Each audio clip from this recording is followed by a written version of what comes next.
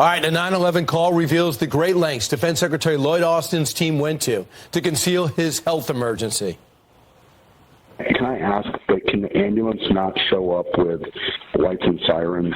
We're trying to remain a little subtle. Really? Whose voice is that? Here to react is Iraq War veteran, Florida Congressman Cory Mills. Congressman, so when he had this health emergency, we're all up, nobody's happy about that. He wanted to go to Walter Reed, and he asked the ambulance, his staffer asked the ambulance to keep the sirens off.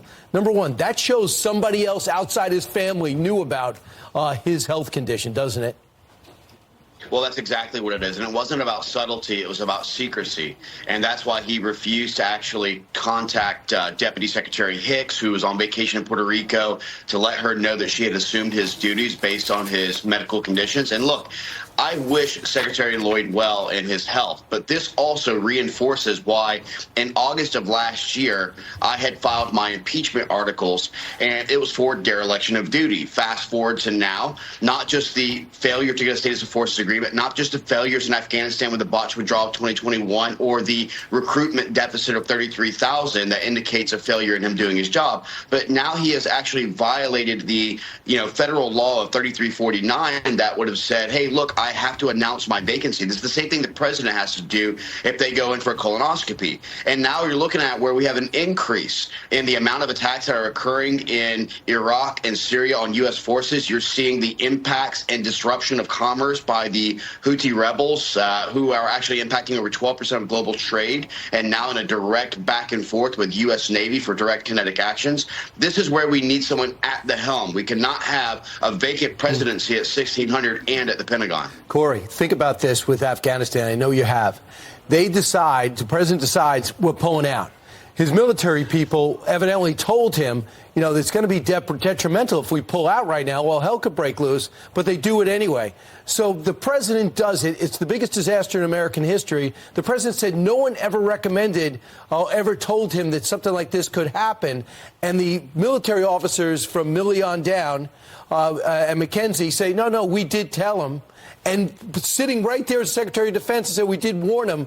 This is the same miscommunication, lack of coordination that we witnessed 2 years ago playing out before our eyes with his health. Do you see a connection?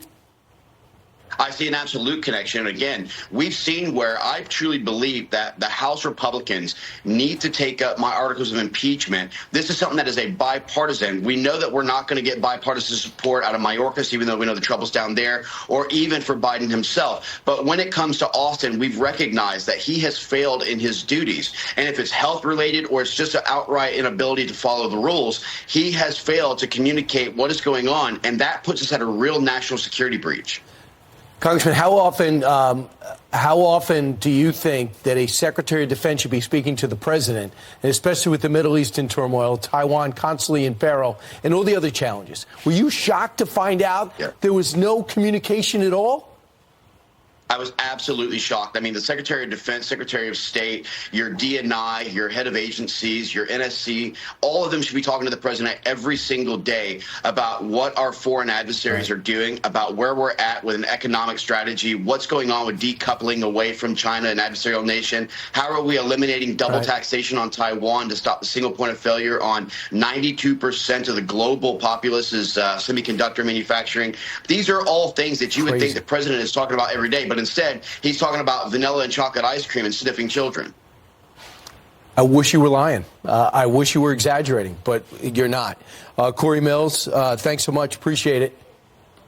Thank you, Brian. All right. Meanwhile, coming up on